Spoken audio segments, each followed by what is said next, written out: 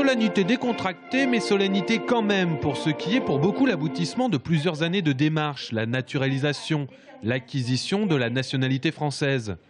Angelina Nourou est née à Madagascar, son père a combattu auprès des forces françaises et après 5 ans de démarches, la nationalité française lui est acquise.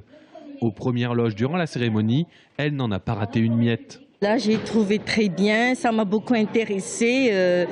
Et alors, j'étais surpris comment ça se passe. C'est la première fois que j'y assistais. Oui, ça m'a beaucoup fait plaisir.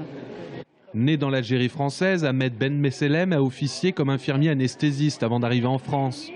Aide-soignant aujourd'hui dans une maison de retraite médicalisée, il est enfin reconnu par la France, qu'il appelle sa mère patrie adoptive. Je suis très ému et très fier d'appartenir à ce pays, à ce grand pays, modestement. Ce pays qui a été bâti, qui a été fait par les grands hommes, et les grandes femmes. Et la liste est longue. Si je peux citer quelques-uns ou quelques-unes, à savoir Voltaire, Molière, Jean Jaurès, Victor Hugo, et la liste est longue. Pour Sandra Bangat-Yambamba, ce décret de naturalisation, c'est aussi une démarche qui aboutit pour ses enfants.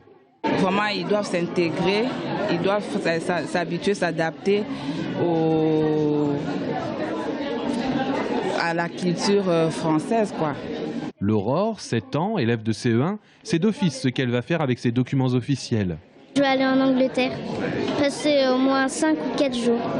Pour un voyage scolaire? Non, c'est juste pour regarder, pour aller voir la reine. En 2012, 460 personnes sont devenues françaises en Touraine. En 2013, la préfecture a délivré 242 naturalisations et 86 déclarations par mariage.